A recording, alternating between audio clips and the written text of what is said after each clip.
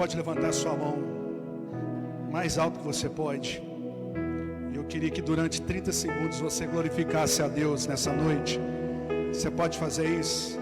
Você pode aplaudi-lo, glorificá-lo? Você pode fazer isso? Faça isso em nome de Jesus. Você que está em casa também, aplauda o Senhor Jesus.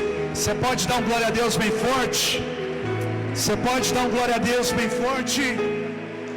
Aleluias! Aleluias! Aleluia!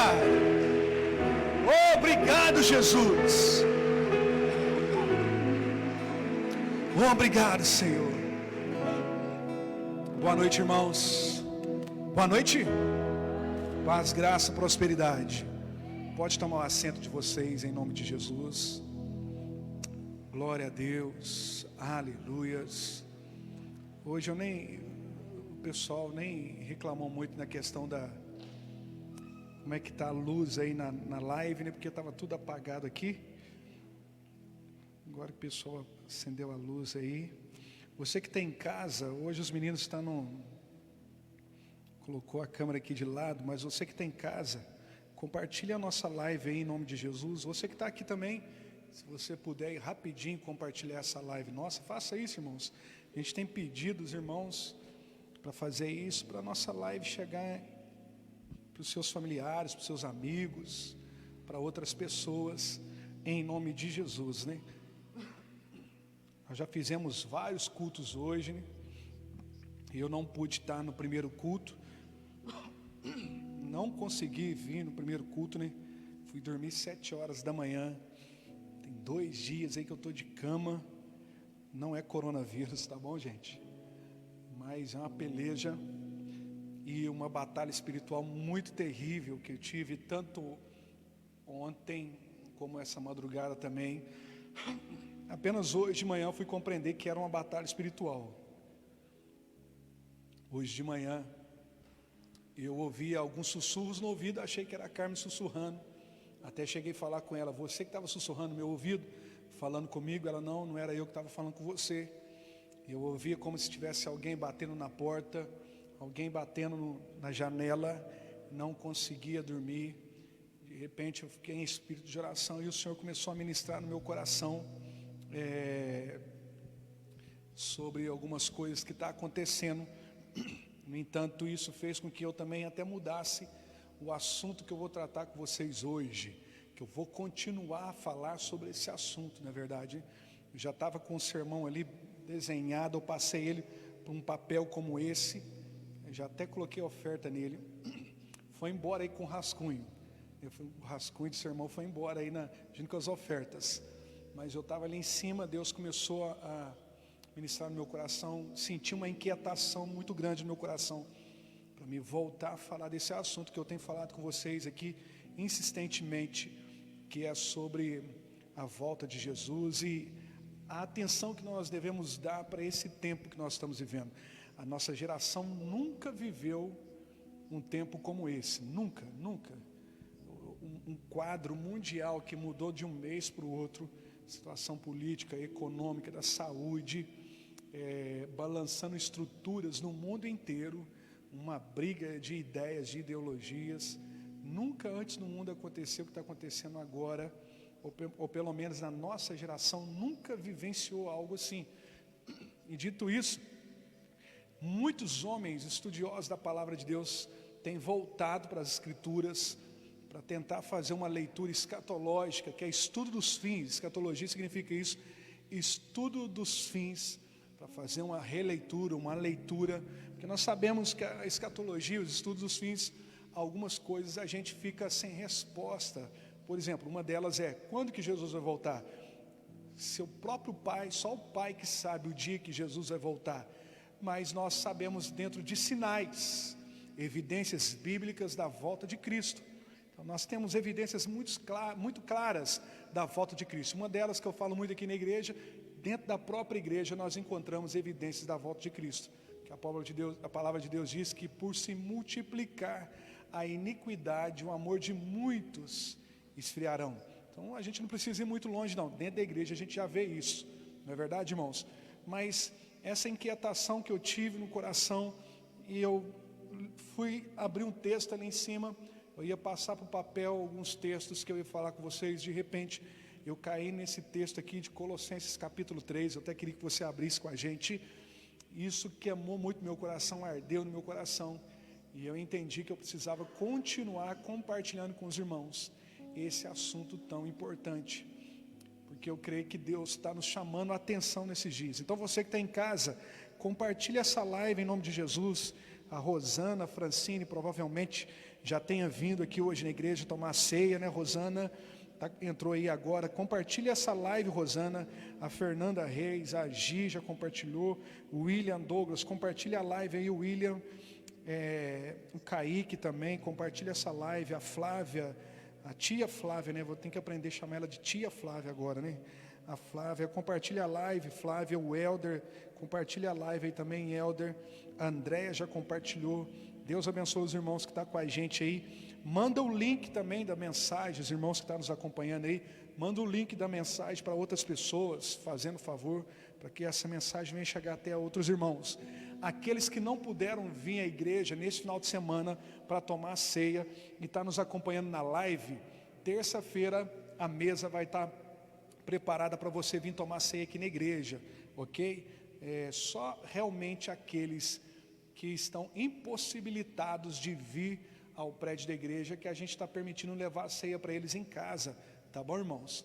Até o irmão nosso que está acamado, hoje a mãe dele pediu para pegar a ceia para ele aqui, a gente pegou a ceia para ele agora à noite, que ele não pôde vir aqui, apenas para esse irmão.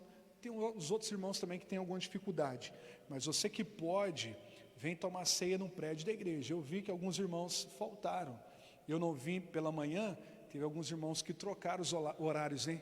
A liderança deles é agora, acabou vindo de manhã, mas você só não pode ficar sem tomar ceia em nome de Jesus. Amém, gente? No final do culto a gente vai falar sobre os dízimos, sobre as ofertas, mas rapidamente eu quero falar com vocês, você também que está em casa, no envelope aí você vai ver esse QR Code aqui embaixo, esse negocinho aqui embaixo. Eu quero até pedir os irmãos, já passa os envelopes de uma vez, para todos eles, até para quem não vai ofertar nessa noite, para ele sentir estimulado no próximo culto trazer a sua oferta, né? Passa aí rapidinho, passa para eles os envelopes. Quem não trouxe nessa noite, você pode deixar aí na cadeira, ou você coloca dentro da sua Bíblia para você. Vamos lá, gente, rapidinho? Vamos lá? Ajuda aí, Jefferson, ajuda eles, ajuda, que tem algumas filas, isso, rapidinho, para a gente ganhar tempo. Você traz ainda no próximo culto, no próximo final de semana, mas não deixe de trazer a sua oferta em nome de Jesus, ou consagrar seu dízimo. Hoje nós estávamos falando sobre isso aqui, nós somos movidos por princípios, irmãos. Fala comigo assim, princípios. Fala mais forte, princípios. Ok? Nós somos movidos por princípios, então é o que nos move, não é a questão, eu não tenho o que eu poderia dar, isso e aquilo outro. Não, ninguém é tão pobre que não possa dar, e ninguém é tão rico que não possa dar. Paulo fala lá aos Coríntios, que os irmãos, na sua pobreza, eles agiram de uma forma extravagante em generosidade. Olha só, na sua pobreza. Então esse QR Code aqui embaixo, aqui, talvez você vai fazer o teste, quem sabe mexer com isso, vai pegar lá no aplicativo de fotos. Você pega no aplicativo de fotos, coloca lá e vai te direcionar para um link, ou vai te direcionar para um aplicativo. Aí os irmãos que querem fazer transferência, ou algo do tipo, você vai ver que vai cair lá no Instagram, por exemplo. Caiu aqui no Instagram. Mas pastor, o que tem a ver isso com o Instagram? Irmãos, nós estamos trabalhando, eu expliquei isso nos outros cultos, com o Luquinha que está ali, com os irmãos do marketing aí, para a gente criar ou um aplicativo, ou a gente ver como que faz para direcionar você direto para uma situação que você possa fazer transferência. Mas como ainda não conseguimos, vai te mandar lá para o Instagram, e no Instagram, Luquinha, vamos ver se tem como direcionar direto para uma publicação, mano. Você que é o cara aí que entende disso, que eu não entendo. Se tiver como direcionar direto para a publicação, fica mais fácil ainda do que diretamente para o aplicativo do Instagram, ok? Ou do Facebook, não são todos os irmãos que têm o Instagram. Facebook quase todo mundo tem. Aí lá, irmãos, vai ter a conta da igreja, ok? Para os irmãos que ficam pedindo, pastor e tal, estamos aqui na rede social, está a conta da igreja, ou naquele WhatsApp da bênção também você vai encontrar a conta da igreja. Aqui no envelope também tem a conta da igreja, nós trocamos a conta da igreja. Já falei para os irmãos que a gente teve um problema, mas depois o pastor Jefferson vai estar instruindo vocês melhor sobre isso. Só precisava trazer essa instrução para vocês antes da gente entrar na palavra de Deus, ok, gente? Quem entendeu, diga amém. Amém, gente? Vocês ficaram tristes porque falou de dinheiro, é isso? Isso é preocupante. Quem abriu sua Bíblia aí, diga amém. Abra sua Bíblia aí comigo então. Tem gente que aqui, ó, até saiu da live. Fala em dinheiro e sai da live, irmão. Como é que pode, né, cara? Tem gente que é terrível. É tomado por mamão mesmo. Ô Edna, você já compartilhou a live aí, Edna? Faça o favor, você, a Eusiana, as irmãs que é da igreja, a Laís, compartilhe a live aí. Colossenses capítulo 3. Colossenses capítulo 3. Deus abençoe todos os irmãos que estão com a gente aí. Depois no final eu vou dar uma saudação para vocês, ok? O Henrique, a Laís, Colossenses capítulo 3. Eu vou ler em duas Bíblias, para você entender ainda mais claro. Aqui na King James Fiel diz assim: então se ressuscitaste com Cristo, buscai as coisas que são de cima, onde Cristo está assentado à direita de Deus. Afeiçoai-vos às coisas que são de cima, e não nas coisas que são da terra, porque já estáis mortos e a vossa vida está escondida com Cristo em Deus. Quando Cristo, que é a nossa vida, aparecer, então também vos aparecereis com Ele em glória. Eu não li esse texto aqui mais cedo não, mas eu quero ler também esse texto com os irmãos aqui à noite. Mortificai, portanto, os vossos membros que estão sobre a terra, a fornicação, a impureza, a afeição desordenada, a vil concupiscência e a avareza, que é a idolatria, pelas quais coisas vem a ira de Deus sobre os filhos da desobediência, nas quais também andastes em outro tempo, quando viveis nelas. Não vai dar para mim ler tudo aqui, senão a gente não tem tempo hoje para compartilhar o que eu quero compartilhar com vocês. Irmãos, preste atenção. Hoje, quando eu estava em casa, fazendo alguns estudos, algumas leituras lá em casa, eu comecei a estudar um pastor lá, muito profundo, um doutor em teologia, em história também. Pode deixar, mano, pode deixar. Água? Pode deixar essa aqui, que eles trouxeram ela mais cedo para mim, gelada, agora que ela está entrando no ponto aqui, né, gente? Para tomar, agora que ela está entrando. Na hora que eu fui pôr ela, a garganta já até fez aquele jeito. Agora, obrigado, viu, Sávio? Muito obrigado. Então, preste atenção. Estudando hoje em casa, isso também me estimulou um pouco a falar sobre esse assunto com os irmãos aqui, ou voltar a falar, pois já tem sido um assunto nosso há algum tempo, sobre nós darmos atenção. Eu queria pedir silêncio absoluto de todo mundo, ok, gente? Para a gente voltar a dar atenção para as coisas espirituais. Nós acabamos essa semana agora de ministrar um texto que fala sobre essa situação aí, Paulo falando para Timóteo, que o exercício corporal para pouco aproveita, né? Mas o exercício espiritual é muito mais importante. E a gente já tem falado isso com os irmãos, na realidade chamando a atenção dos irmãos para essa atenção, voltar para a palavra de Deus, para as Sagradas Escrituras, para a prática espiritual, para a vida de Deus, para a oração, para o jejum. É isso que nós queremos fazer, irmãos, é isso que eu vou chamar a atenção de vocês. Eu brinquei nos outros cultos, como pastor dessa paróquia aqui, eu tenho que falar isso com vocês. Quem está me entendendo, diga amém. Eu tenho que falar isso porque é minha responsabilidade. E outro porque eu tenho sido estimulado por vários outros líderes no mundo, que têm chamado muita atenção da igreja nesses dias sobre essa situação. Porque é óbvio que os sinais da volta de Cristo estão aí. Não durma em nome de Jesus, repreenda isso, porque isso é espiritual. O que aconteceu comigo nessa noite foi espiritual. Eu tive evidência clara que era espiritual, principalmente quando eu comecei a ouvir coisas dentro de casa. E o Senhor trouxe isso no meu coração. É algo espiritual, você precisa falar, continuar falando isso que eu tenho colocado no seu coração. Então era para mim não estar aqui hoje falando com vocês, irmão. Eu preciso falar isso com vocês. Então não durma em nome de Jesus. Então, hoje ouvindo um pastor que estava ministrando sobre isso, e ele também estava dizendo sobre a importância da igreja esses dias, voltar, dar atenção para estudos escatológicos, pelas profecias do fim, olhar esse quadro todo que nós estamos vivendo, tanto economicamente falando, politicamente falando, e a questão da pandemia, irmão, é mais um bode expiatório, só é mais uma situação que aponta para esse tempo do fim. Essas crises que têm acontecido no Brasil e no mundo, crise política, crise de ideologia, e por aí vai. Então entenda uma coisa, para a gente entrar aqui de cabeça naquilo que eu quero tratar com vocês.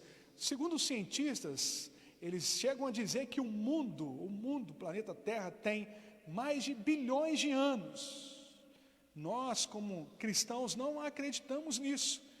E por incrível que pareça, você pode fazer esse estudo em casa, que você vai ver que existem muitos outros cientistas, criacionistas e cristãos, que eles têm tentado levantar uma voz, uma bandeira para dizer que é mentira, que o mundo não existe há mais de bilhões de anos, há milhões de anos, não existe isso. Mas por que eles não têm dado ouvido para esse grupo? Porque, de certa forma, as ciências, ela quer defender a ideia de que se você parte de um ponto de vista religioso, você já perde ponto, ou você já é, de certa forma, um ignorante, já fica para trás. Mas não é isso a realidade. Nós temos muitos homens que ganharam aí Prêmio Nobel da Paz, que são homens cientistas e homens que têm sua fé muito bem consolidada. Isso é apenas uma ideia. Eu quero até estimular os irmãos a ler um livro que é Deus em Questão, que é um debate que um cara criou entre C.S. Lewis e Freud. Um livro que me ensinou muito, até mesmo para me defender dos argumentos de ateístas e de alguns cientistas que ficam com algumas teses muito loucas por aí, que qualquer pessoa, só por ter o carimbo disso, daquilo, outro tal, é digno de aceitação, e não é. Se você é um homem bíblico, se você é um cristão e você já aderiu a essa ideia de que o mundo tem bilhões de anos, meu irmão, é porque você nunca leu Bíblia, não é isso. Então, dentro disso, alguns homens de Deus, especialistas, cientistas, homens de Deus, têm acreditado, ou melhor, têm tentado defender a ideia que é mentira. Mas eles ficam naquela ideia, não, achamos fósseis aqui que é não sei quantos milhões de anos, é árvore, não sei de quantos milhões de anos, alguns ossos, não sei de quantos milhões de anos, é a ideia deles. Por isso que a gente tem que tomar muito cuidado, porque é aquilo que Paulo falou lá em Timóteo, né? Eles vão ter suas mentes cauterizadas, que eles falarão mentira como se aquela mentira fosse uma verdade. É hipócritas em suas mentiras. Então nós temos que tomar muito cuidado com isso. Então entenda uma coisa que eu estou querendo dizer para você aqui. Tendo dito isso, nós entendemos então que quantos anos tem a Terra, pastor? Quantos anos tem o mundo? Quantos anos existe esse planeta Terra e os homens por aí vai? O calendário que nós usamos é um calendário muito voltado para a questão cristã, da influência cristã, do cristianismo. Por isso que é usado muito 2020, depois de Cristo. Você sempre vai ver isso nos livros. 1980 depois de Cristo, 80 anos depois de Cristo. Você que gosta de ler a palavra de Deus, antes aí de alguns livros, está lá quem é o autor, quando que ele escreveu, para quem ele escreveu, em que tempo foi escrito. Alguns diz 68 anos depois de Cristo, 70 anos depois de Cristo, e por aí vai. Mas antes de Cristo já existiam civilizações, gente. Antes de Cristo já existiam civilizações. Então o que esses homens fizeram? Eles começaram a estudar, a fazer um estudo cronológico de civilizações passadas a partir do ponto de impérios que existiram antes de Cristo. Então quando a gente vai lá para Daniel, a gente vê lá na profecia da grande estátua e a gente consegue estudar algumas coisas que falam sobre esses períodos imperiais ou de reinos passados, como por exemplo de Babilônia, depois Medo-Pérsia, depois vem o reino de Alexandria ou de Alexandre o Grande, depois o Império de Roma e várias outras dinastias que já existiram. Então, lá atrás, alguns estudiosos entenderam que o mundo tinha 5.000 e poucos mil anos, por aí vai. Hoje, por exemplo, é 5.700 e pouco, eu não sei com exatidão. Mas o cara que entendeu isso, ou estudou isso, alguns anos atrás, 100 e poucos anos depois de Jesus, fazendo esse estudo cronológico, ele entendeu que algumas coisas proféticas estavam caindo em Jesus. estava se culminando em Jesus, pegando algumas profecias. Como um bom judeu estudioso, ele entendeu isso. Então, dentro do judaísmo, tinha uma cúpula na época que disse assim, olha, se a gente colocar essas datas do jeito que ela está aqui, vai trazer a certeza que de fato Jesus era o Messias, e eles não queriam aceitar a ideia de que Jesus era o Cristo ou Messias, porque senão ia cair ou ia desmoronar toda a ideia do judaísmo, porque foram eles que mataram Jesus erroneamente por acreditar que ele era um falso profeta, ou não era o Messias que os profetas haviam falado que um dia viria. Você está entendendo o raciocínio até então, gente? Só para você ter ideia, no judaísmo, muita gente acha que eles estudam a Torá, que é o Pentateuco, os 5 primeiros livros, e eles não estudam a Torá. Um certo tempo da história deles, sim, eles se dedicavam à Torá, mas hoje o livro de cabeceira, ou livro de regra de fé do judaísmo, é um livro chamado Talmud, que eles estudam a fé, a base de fé deles. Inclusive nesse livro eles falam que Jesus é filho de uma prostituta, e que ele só fazia aqueles prodígios porque ele foi criado no Egito, e lá no Egito ele aprendeu com os magos da época a fazer algumas feitiçarias. Os judeus não aderem muito à ideia nossa, não, irmãos. Eles não curtem, eles acham que a gente deturpou a história da pessoa de Deus, do Messias, e por aí vai. Só você acha isso na internet. Você vai procurar, você acha isso. Então vamos lá. Nós temos a influência cristã, e por isso o nosso calendário é 2020, mas no calendário judaico, que é o calendário mais próximo do original, do certo, são 5.700 e poucos anos, mas por causa dessa interferência da cúpula judaica, eles tiveram que tirar quase 200 anos, porque senão ia culminar com a vinda do Messias. Eles não queriam aceitar essa ideia. Então vamos ficar com esse calendário hoje judaico. Se alguém fizer uma pesquisa, olha para mim aí quanto que é, não sei se é 5.600 e pouco ou 5.700 e pouco. Mas a gente fazendo essa junção, ou trazendo esses quase 200 anos que eles tiraram, porque na história eu já estudei isso, lá eles colocam como se a pessoa fez errado o cálculo, mas foi um erro proposital, porque isso traria problema para o judaísmo. Até na teologia a gente aprende que o cara errou no cálculo, gente, mas na realidade não é isso. Hoje muitos homens têm entendido isso, que eles erraram de uma maneira proposital para não bater com a ideia de que Jesus de fato era o Cristo ou Messias. Então, se a gente pegar esse calendário, que é o calendário judaico, que é o original, de quanto tempo que existe a Terra, e de quanto tempo existe a raça humana, a gente vai entender que estamos próximos, ou muito bem próximo dos 6.000 anos. Não é verdade, gente? Então a Terra não tem bilhões de anos, não, a Terra tem quase 6.000 anos, bem próximo dos 6.000 anos. Então, dito isso, muitos homens no mundo inteiro têm antenado para isso e têm voltado aos estudos. E isso que tem chamado a atenção deles, porque eles têm pegado textos como o de Paulo, lá em Atos, não sei se é capítulo 17 ou capítulo 10, não sei, mas depois eu vou mandar para os irmãos antenar sobre isso, mas vocês vão saber qual o texto que eu estou dizendo. Quando Paulo chega lá na Grécia, quando ele está na Grécia, ele vê um altar de alguns deuses, e tinha um altar de um Deus que estava escrito lá, ao Deus desconhecido. Paulo começa a falar sobre esse Deus desconhecido. Nesse mesmo texto, Paulo fala que Deus, em sua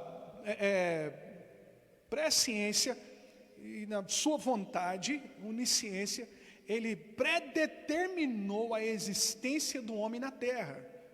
Entenda isso, predeterminou. O que isso significa? Ele deu uma data limite. O ser humano iniciou aqui, mas até tal data ele vai viver. Paulo afirma isso lá em Atos. Então homens começaram a pegar esse texto. Olha, se Deus afirmou, ou melhor, se Paulo afirmou que Deus afirmou, e Paulo sendo um homem inspirado pelo Espírito Santo, é porque de fato vai chegar um tempo determinado onde a raça humana vai ser extinta.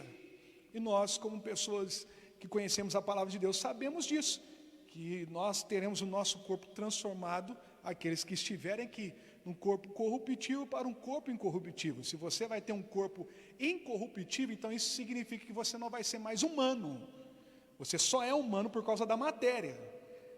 Nós sabemos que vai haver um reino perfeito, nós sabemos que vai haver um reino maravilhoso de Deus, nós sabemos que haverá novos céus e nova terra, e num outro momento a gente vai falar sobre isso, que isso vai ser maravilhoso. Então muitos homens hoje, antenados com tudo isso que está acontecendo, começou a pegar esses textos. Aí eles pegaram outro texto, que está lá em Pedro, e eu já falei sobre ele aqui também, por incrível que pareça eu ministrei sobre ele, aonde Pedro, falando para uma geração que estava descrente sobre a volta de Jesus, sobre o fim do tempo, sobre o reino de Deus que viria, ele diz assim que um dia para Deus é como 1000 anos para nós. Não é isso, gente, que eu falei alguns dias atrás e que Pedro fala na sua carta? Então preste atenção. Se um dia para Deus é como 1000 anos para nós, e no calendário, o calendário mais próximo do original, nós estamos há 5.700 e poucos anos, ou quase 6.000 anos. Vamos lá, se um dia para Deus é 1000 anos para nós, tem quantos dias que Jesus fez, ou melhor, em quantos dias na percepção divina o ser humano está vivendo na terra? 6 dias, na percepção divina, não é isso, gente? Agora vamos lá em Gênesis, em quantos dias o Senhor fez a criação? 7 dias? Não, 6 dias. No 7º dia ele descansou. É isso ou não é, gente? Eu quero que vocês entendam o que eu estou querendo dizer para vocês. Olha só.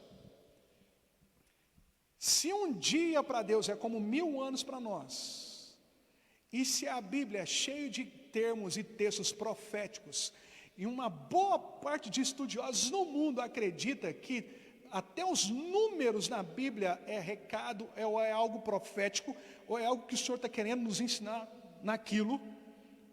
Acorda aí. A gente vê lá em Gênesis que o Senhor fez o mundo, criou o mundo em 6 dias, e no 7º ele descansou. Você pode achar que isso é bobeira, que não é profético, não é nada, mas eu vou parafrasear o que um pastor disse nessa aula que eu estava fazendo. Ele disse assim: é muita coincidência. E se é profético, algo vai acontecer quando inteirasse 6.000 anos de um homem na face da terra. Traduzindo, muitos homens estudiosos no mundo inteiro, pastores, acreditam que Jesus está mais próximo do que muita gente da igreja acredita. Presta atenção. Se em 6 dias ele fez tudo e descansou, se a gente for olhar isso na percepção profética, se em 6 dias, são 6.000 anos, acontecer algo profético, então virá o descanso seria o quê? Na linguagem escatológica? O milênio, não é, gente? O milênio. Por isso que muitos pastores hoje no mundo inteiro, líderes, até muitas pessoas da igreja católica, eu estava vendo um vídeo da igreja católica agora recentemente, chamando a atenção, e eu creio sim, que a igreja católica apostólica romana vai ter um avivamento nela. Eu creio, é uma visão minha. Eu conheço algumas pessoas católicas que inclusive ele contrapõe alguns pontos teológicos do catolicismo, e são homens que oram, têm mente a Deus, que buscam a Deus, que têm vida de Deus.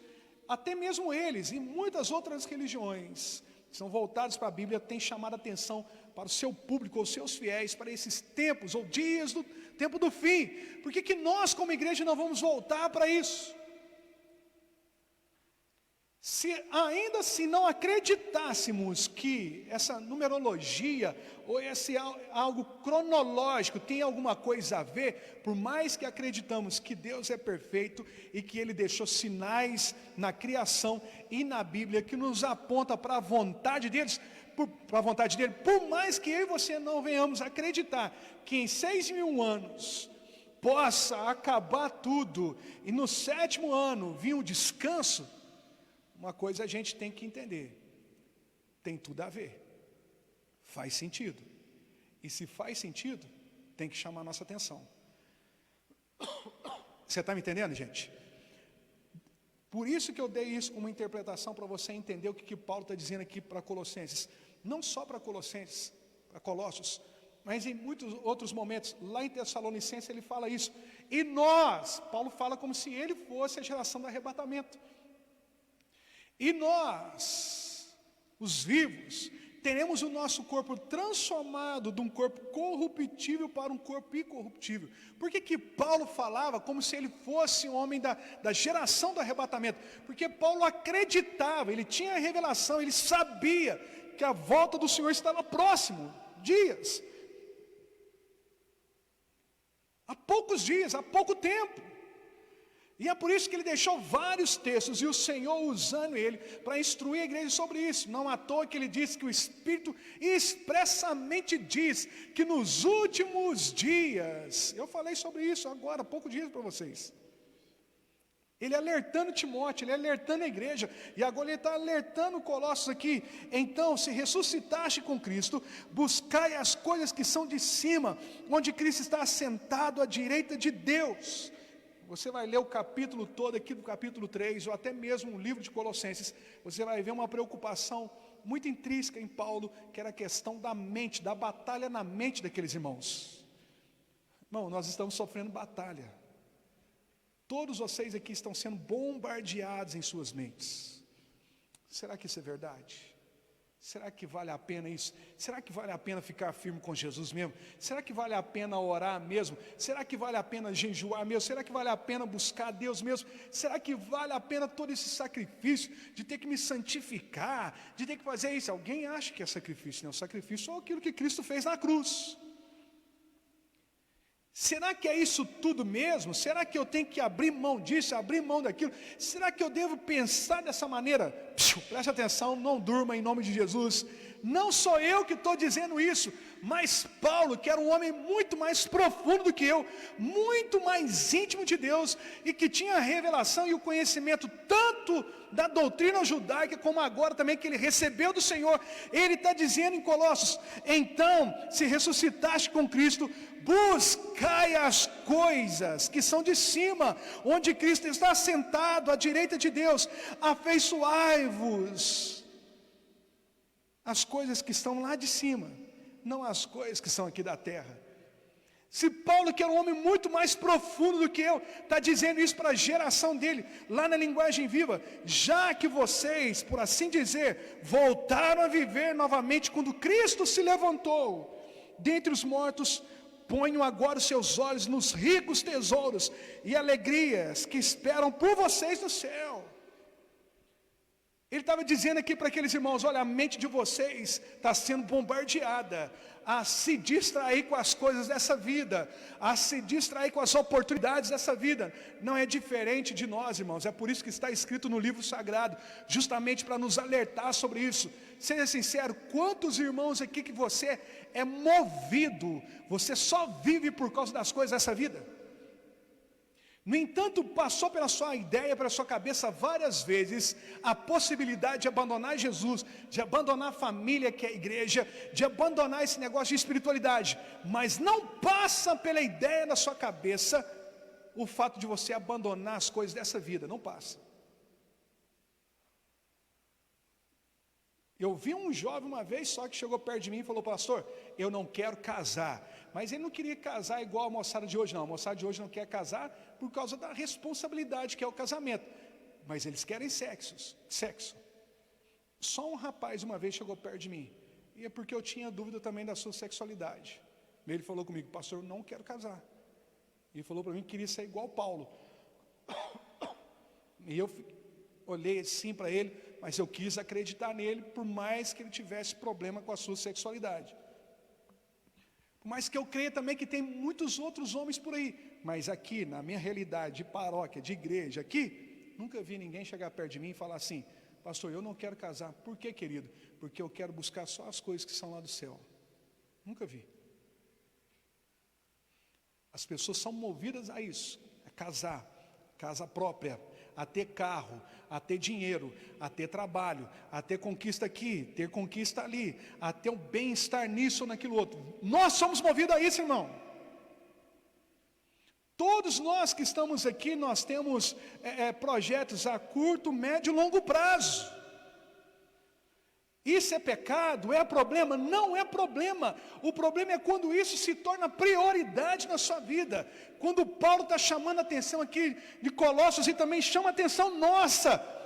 Os seus olhos têm que estar fitados em Jesus, fixos em Jesus, nas coisas lá do céu.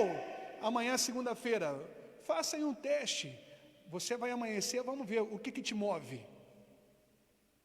Quando você chega em casa, eu creio que o Espírito Santo te mexe com você, te incomoda, para você separar um tempo para estar com Ele, para você orar, para você ler, para você buscar por Ele. Para você, eu estou cansado hoje, não dá. E vai passando os dias assim, vai passando as semanas assim. Nós somos movidos às coisas dessa vida. Eu não estou falando que você deva deixar de trabalhar, abandone o trabalho, abandone seus relacionamentos, nem nada disso não.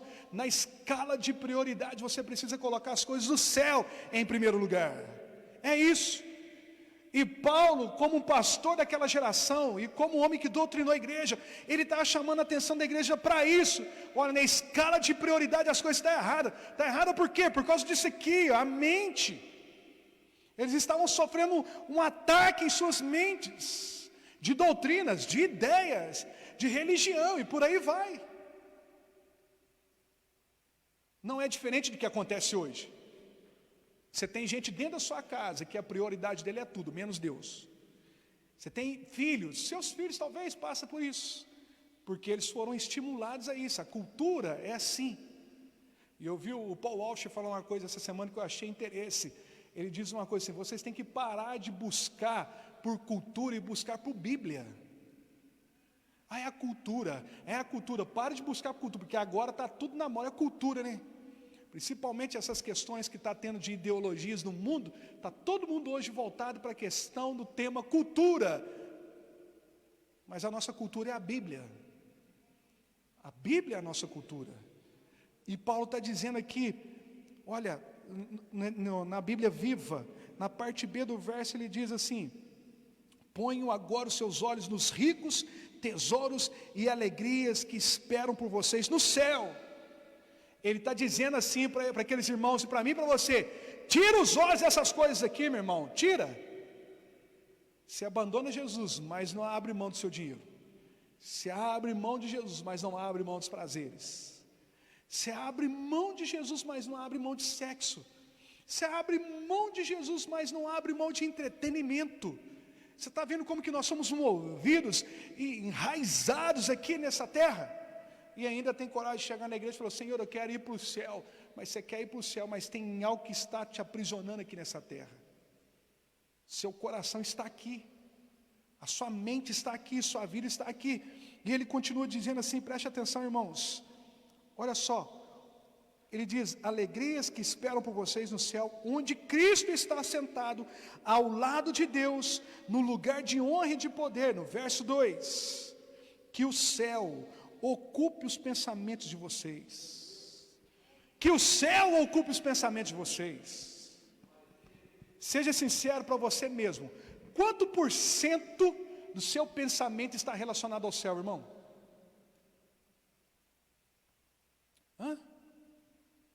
Quanto por cento dos seus pensamentos, do seu dia a dia? Quanto por cento? Vamos lá, 20? 30? 40? 50? Vamos ser sinceros, nem 1%. Porque se o céu fosse algo muito natural nos seus pensamentos, você mudaria tragicamente a sua postura, a sua atitude, a sua maneira de agir, de falar e de pensar. Você mudaria. Opa, a cultura desse mundo fala para mim fazer assim, mas a cultura do céu fala para mim fazer assim. Você está entendendo, irmãos? Você ficaria sem tudo, você só não ficaria sem Jesus e sem a cultura do céu. E ele está dizendo aqui no capítulo, no verso 2, que o céu ocupe os seus pensamentos, o pensamento de vocês. No verso 2, na King James: afeiçoai-vos às coisas que são de cima, e não às coisas que são da terra. Ele está dizendo: você deve gostar das coisas que são de cima, ser movido pelas coisas que são de cima, ser movido pela eternidade. A moçada de hoje, nada contra, você tem que fazer isso, mas ele só quer faculdade, faculdade, faculdade. Se ele desse 10% do tempo que ele dá para a faculdade para as coisas que são lá de cima, ele era outro, ele era um gênio.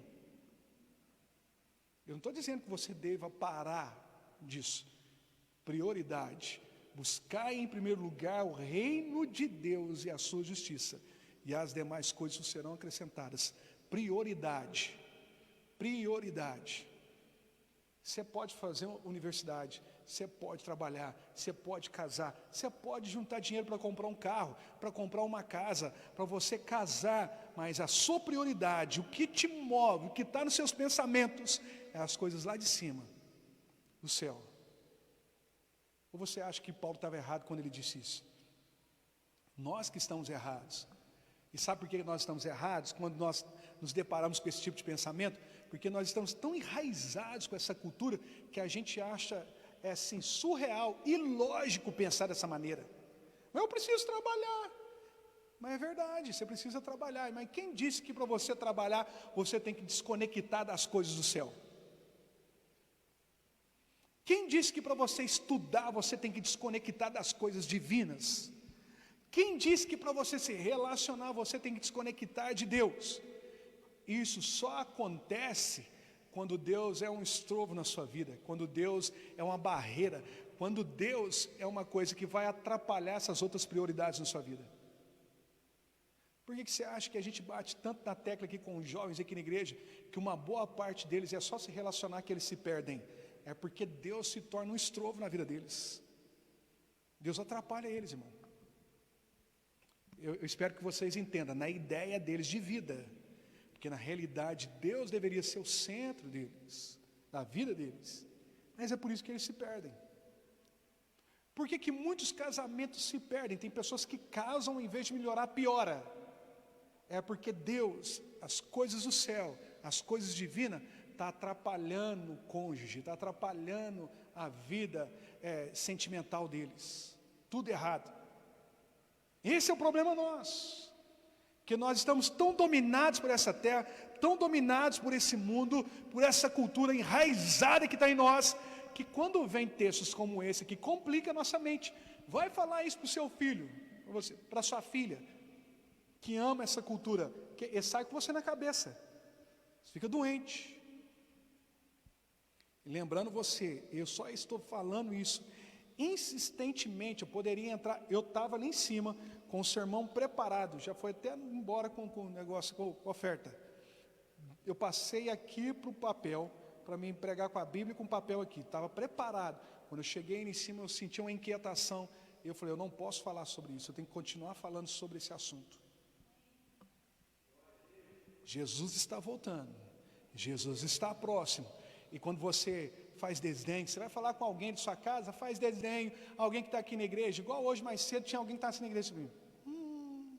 Vai fazendo desdenho, irmão, vai indo. Estou te trazendo aqui motivos bíblicos, reais e espirituais, que ele está voltando e você ainda faz desdenho. Mas sabe qual que é a resposta para isso? Aquilo que Paulo fala a Timóteo, a mente deles está cauterizada. Você vai deixar sua mente assim? Impenetrável.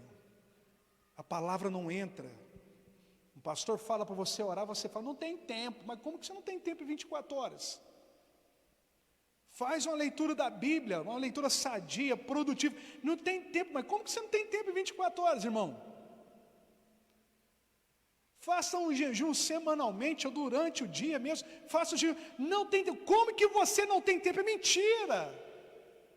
É porque Deus não é prioridade na sua vida. As coisas dos céus não é prioridade na sua vida. O reino de Deus não é prioridade na sua vida. Na sua vida tudo é em primeiro lugar, menos Deus. Aí você acha que o fato de vir à igreja já está de bom tamanho. A sua mente está cauterizada com uma ideia religiosa que isso é satisfatório. Não é satisfatório para Deus. Como diz Billy Graham, até coloquei hoje, se eu não me engano eu coloquei hoje no meu story, ele falou assim, eu não vou ser salvo porque eu prego o evangelho, porque eu ganhei milhões de almas, porque eu faço isso, aquilo, outro. Não, eu vou ser salvo porque eu creio em Cristo Jesus e a minha vida foi transformada por Ele e nele. Você não vai ser salvo porque você está vindo na igreja uma vez ou outra, não. Se você não tiver vida de Deus, evidências dessa nova vida, é aquilo que ele disse para Nicodemos, se não nascer de novo, não pode ver o reino de Deus. Nascer de novo, nascer, mentalidade, mudança de hábito, tudo. Se não nascer de novo, não pode. Então sai dessa, meu irmão, sai dessa que vir na igreja no domingo tá bom. Não, não, na verdade você deveria amar ambientes como esse, porque ambientes como esse reflete os céus. O lugar mais próximo do céu, ou parecido com o céu, é a igreja, é família. Família. Você deveria amar isso. A igreja primitiva, todos os dias eles estavam juntos. Mas não tem tempo. Você não tem tempo por quê? É porque não é prioridade para você.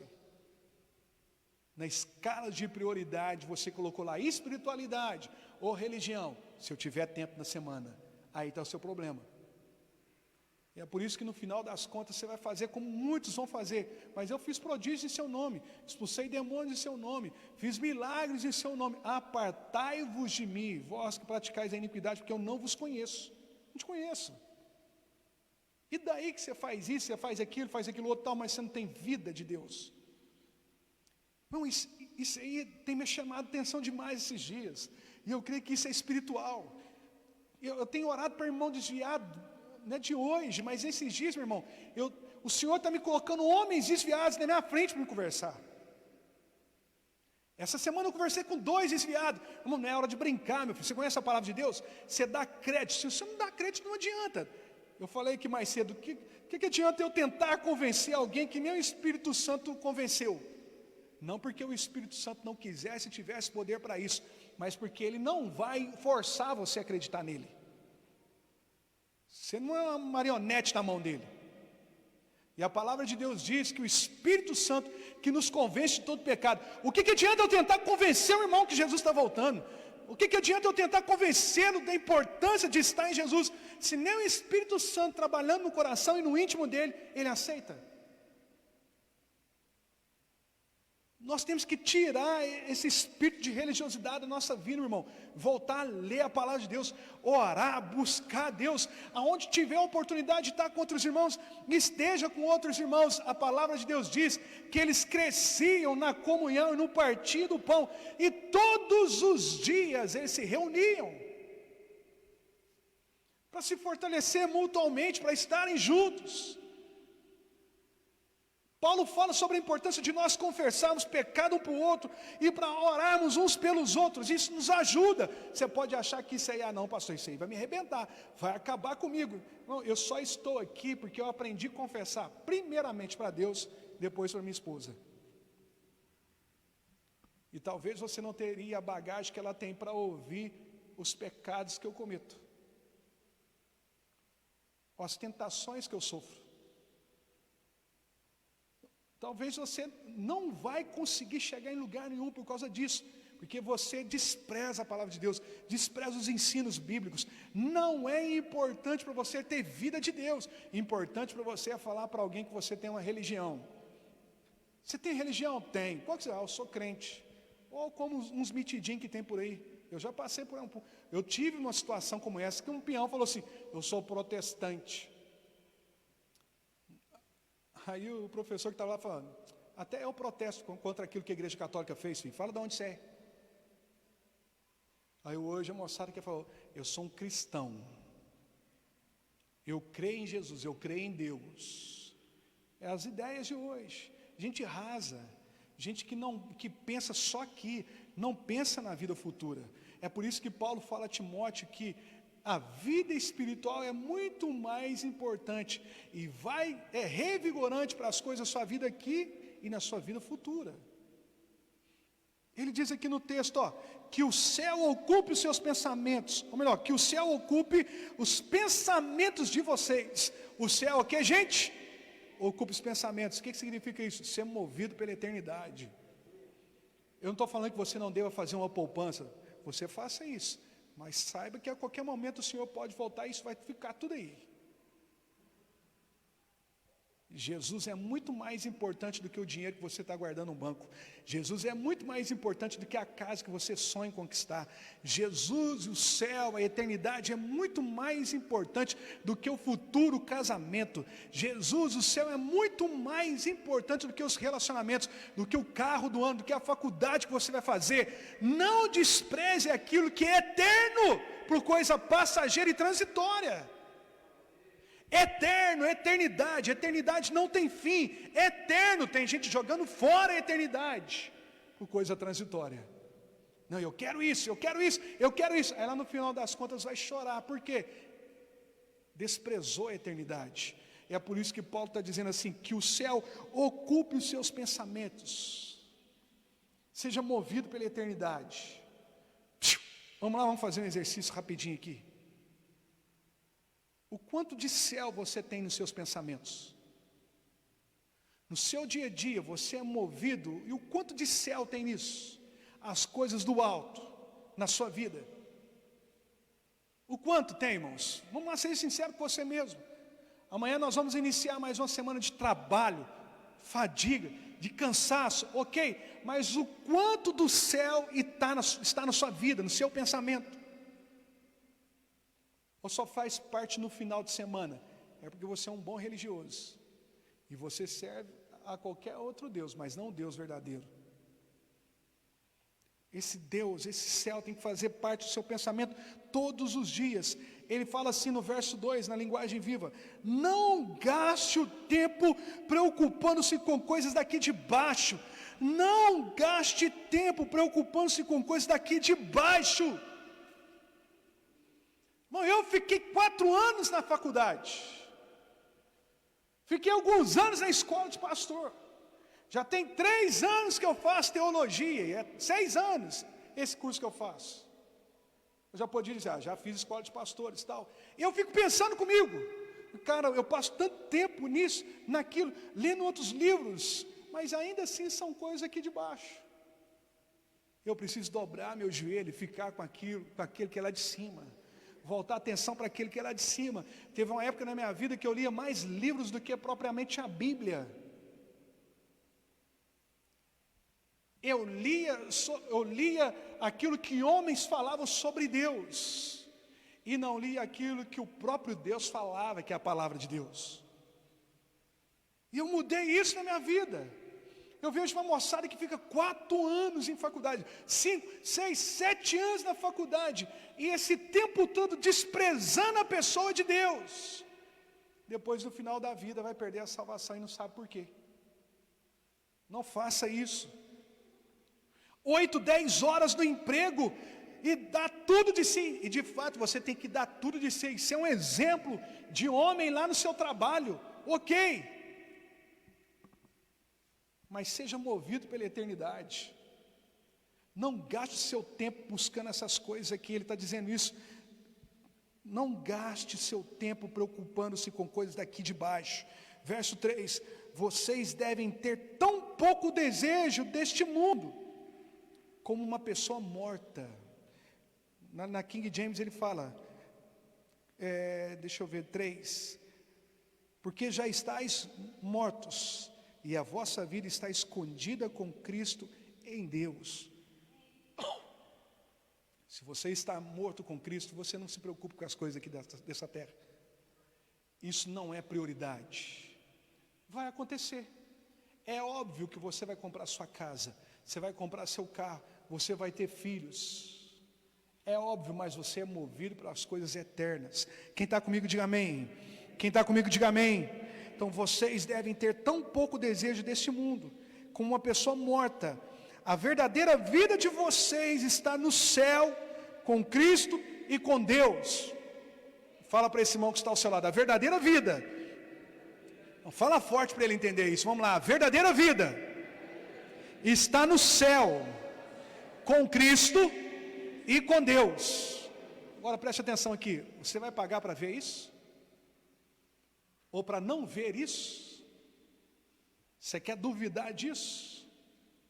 Ou é melhor você agora, não é porque a salvação é por esforço, irmãos, não é isso.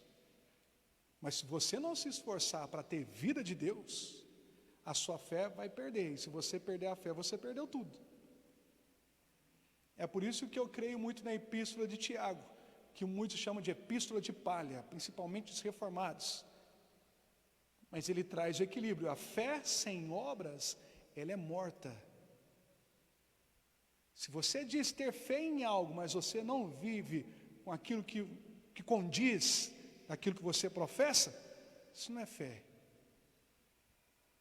Se você não se esforçar para você ter sua fé fortalecida na palavra de Deus, se você não ter vida de Deus, daqui a pouco você vai se enquadrar naqueles irmãos que por se multiplicar a iniquidade, o amor de muitos esfriarão.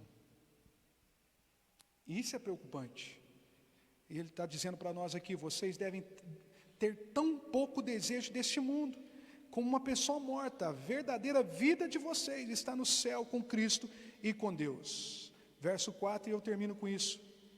E quando Cristo, que é a nossa vida verdadeira, vier de novo, então vocês brilharão com Ele e participarão de todas as suas glórias. Aleluia! Você está vendo como é que a gente é movido por essa terra? Eu estou falando de uma coisa tão maravilhosa, tão eterna, poderosa, grandiosa. E você, amém, pastor. Eu vou repetir isso aqui para ver se você dá um glória. E para sua mente agora, em nome de Jesus, ser condicionada às coisas eternas. Você dá um glória a Deus aí, amém? Amém, irmão? Pelo menos para mim achar que você está sendo movido pela eternidade. Verso 4. E quando Cristo, que é a nossa vida verdadeira, vier de novo, então vocês brilharão com Ele e participarão de todas as suas glórias. Não adianta você tentar convencer alguém que nem o Espírito Santo mesmo convenceu elas, né, irmão? Não adianta. Isso aqui é para nós pular do nosso lugar, gritar e dizer ansiosamente: nós estamos esperando por esse dia, Senhor. Ora vem, Senhor Jesus. Maranata, ora vem, Senhor Jesus. Não deveria ser a preocupação sua assim: se Jesus vai voltar agora, mas eu não casei. Igual eu falei para uma pessoa, eu não casei. Você está comparando o casamento a coisa mais gloriosa que vai existir, meu irmão, que é a volta de Cristo, que é a morada eterna, que é o reino perfeito de Deus. É porque você é movido por essa terra, você não é movido pela eternidade. Mas eu creio que alguém aqui nessa noite vai se importar com aquilo que eu estou dizendo. Mude os seus pensamentos, que o céu esteja, ou tome os seus pensamentos, que você seja movido por essa eternidade. E ele diz assim, portanto, verso 5, fora com as coisas pecaminosas e terrenas, fora com as coisas pecaminosas e terrenas, fora com isso. Isso pode te tirar do céu. Fora com as coisas pecaminosas e terrenas, abafe os desejos malignos que estão a espreito dentro de vocês. Abafe os desejos malignos. Bom, a natureza pecaminosa, toda hora ela está aparecendo. E não vem com a hipocrisia de falar comigo, não, pastor. Toda hora aparece desejos pecaminosos em nossa vida. Toda hora. Desejo da carne, desejo de pecado, de promiscuidade, de mentira, de adultério, de prostituição. Toda hora aparece. O diabo oferece isso, e a nossa natureza pecaminosa em muitos momentos quer aparecer com isso. E é por isso que ele está dizendo: abafa essa natureza. Silencie essa natureza. Esses desejos malignos que estão espreitos dentro de vocês. Não se metam em pecado sexual, impureza, imoralidade e desejos vergonhosos. Não adorem as coisas boas dessa vida, pois isto é idolatria. Não adore as coisas boas dessa vida, pois isso é idolatria. Verso 6, a ira terrível de Deus está sobre aqueles que fazem tais coisas. Misericórdia. Jesus está voltando.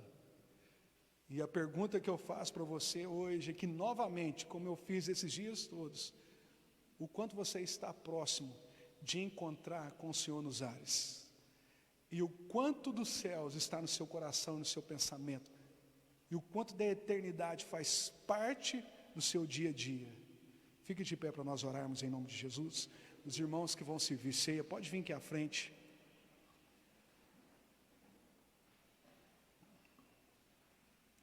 Aleluias.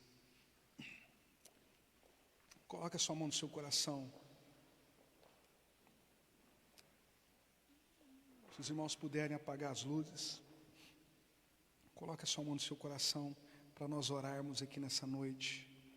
Deus abençoe todos os irmãos que estiveram com a gente nessa live, que estiveram em casa. Espero que você tenha sido abençoado por essa mensagem nessa noite. Que o Senhor também venha trabalhar na sua vida. E você que está aqui nessa noite, talvez você não leve tão a sério isso que eu estou dizendo aqui para você, mas eu queria que você fizesse uma oração para que o Espírito Santo te ajude a entender tudo isso que nós estamos falando aqui. Fala assim comigo: Senhor Jesus. Fala mais forte: Senhor Jesus, eu creio em Ti, eu creio na Sua pessoa, eu creio nas Suas promessas, e eu sei que em breve o Senhor voltará. Por isso, Espírito Santo, me ajude a ser movido pela eternidade, que em meus pensamentos esteja pensamentos voltados para as coisas do alto, dos céus. Me ajude a silenciar, me ajude a derrubar, a destruir toda a influência terrena na minha vida, e que eu venha ser movido pela eternidade, em nome de Jesus. Esteja em espírito de oração enquanto os irmãos servem a ceia para vocês. A pastora Carmen vai adorar a Deus aqui. Pode servir a ceia em nome de Jesus. Vamos lá, irmãos.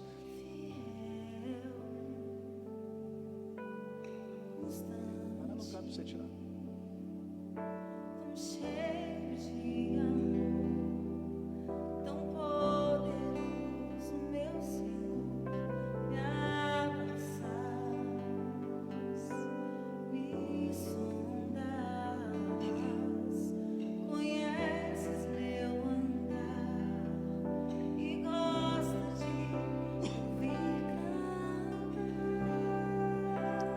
Adora ao Senhor.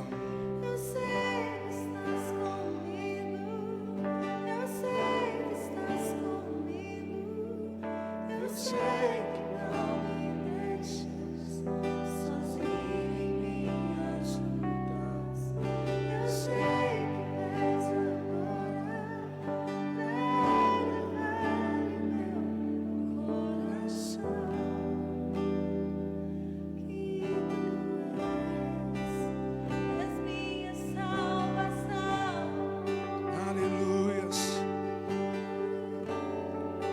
Esteja orando, ore em cima disso que a gente trabalhou aqui nessa noite. Seja movido pela eternidade.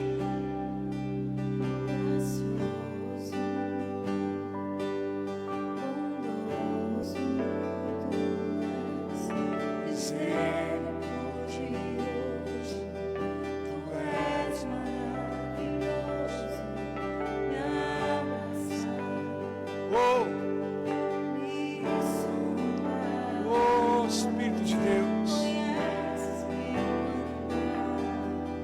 e gosta de ouvir cantar. Cante, irmãos.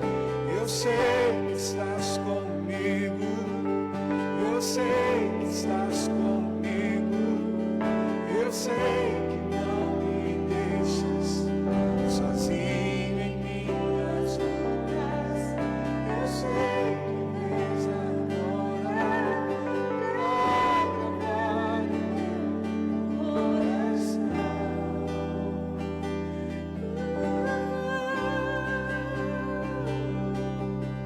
Eu sei que estás comigo, eu sei que estás comigo,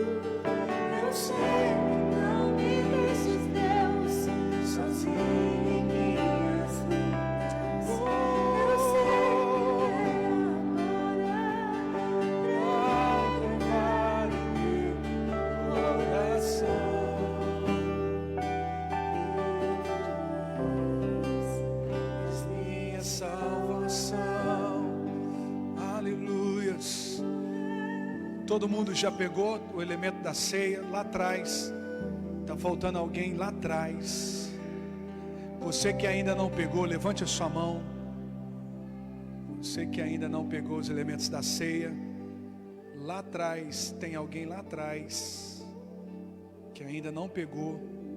Isso, a palavra de Deus diz que nós temos que esperar uns pelos outros. Enquanto isso, eu quero louvar a Deus pela vida do Jefferson, que passou pelas águas e hoje ele está tomando a ceia pela primeira vez, né, Jefferson?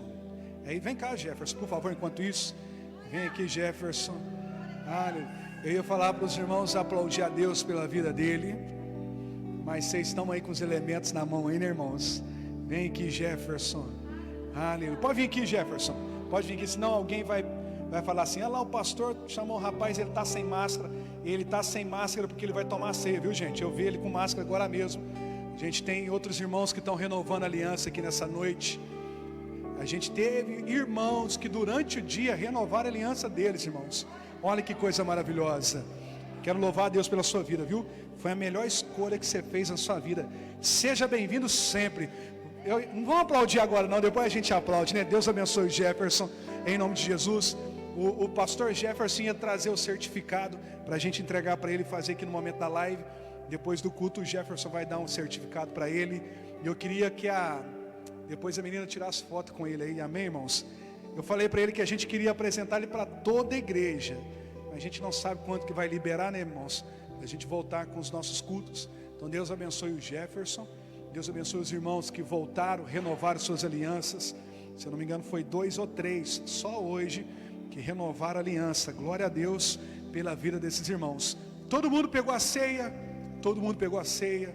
Amém. Pastor, os irmãos aqui, tal, aquele negócio todo que tem na cerimônia da ceia. Já foi feito isso no primeiro culto, irmãos. Nós já apresentamos, já oramos, já está tudo arrumadinho, pronto para você tomar a ceia. Pastor, você não vai ler o texto? Não, eu leio o texto toda a Santa Ceia. Isso também é religiosidade, não precisa disso, ok? A importância é isso aqui que nós vamos dar agora. Fazer em memória, trazer em memória aquilo que o Senhor Jesus fez. Por isso, pega esse pão agora, o elemento. Isso, pega o pão. Se você quiser ficar de joelho, você pode ficar de joelho. Se você quiser ficar em pé, fique à vontade. Aleluias. Pega esse pão. Senhor Jesus, pode rasgar o papelzinho, que é só para a higiene de vocês mesmo, ok? Pode rasgar o papelzinho. Segura esse pão comigo. Aleluias. Jesus disse: este é meu corpo que é partido por vós. Fazer isso em memória de mim. Eu sempre digo para vocês que eu fico emocionado. Então hoje, em todos os cultos, eu sinto temor e fico emocionado com esse momento. Porque eu entendo o que Jesus está dizendo ali para os discípulos. Ele está dizendo: eu me tornei sacrifício no lugar de vocês, para a remissão do pecado de vocês. O Senhor se tornou sacrifício perfeito.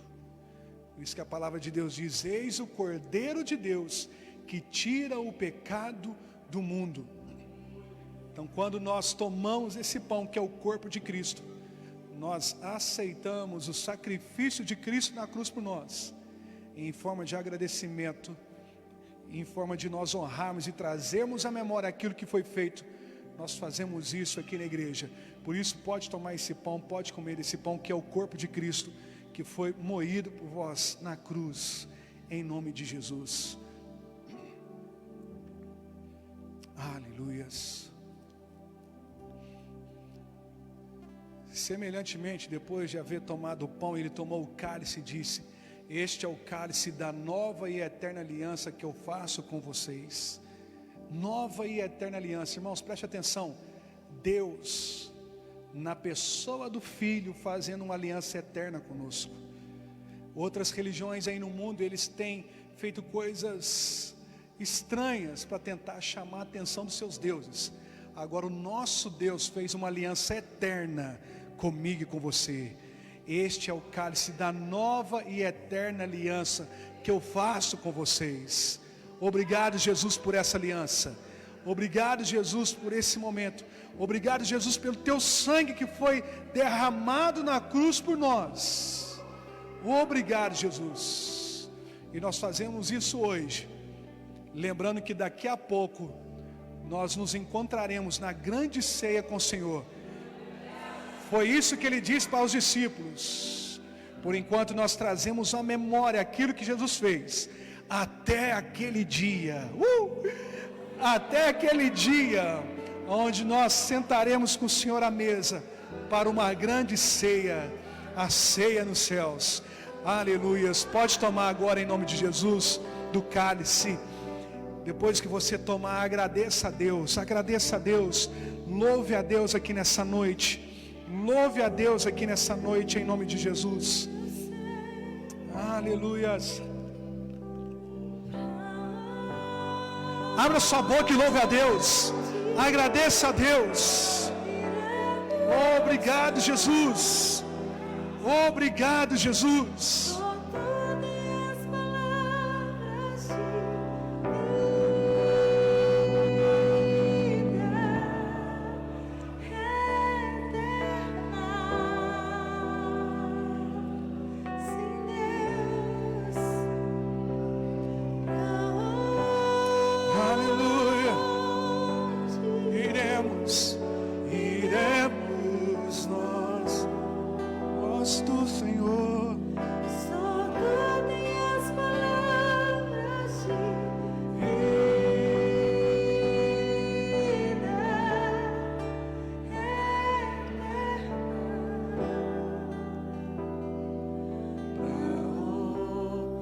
Vamos aplaudir Jesus bem forte, irmãos.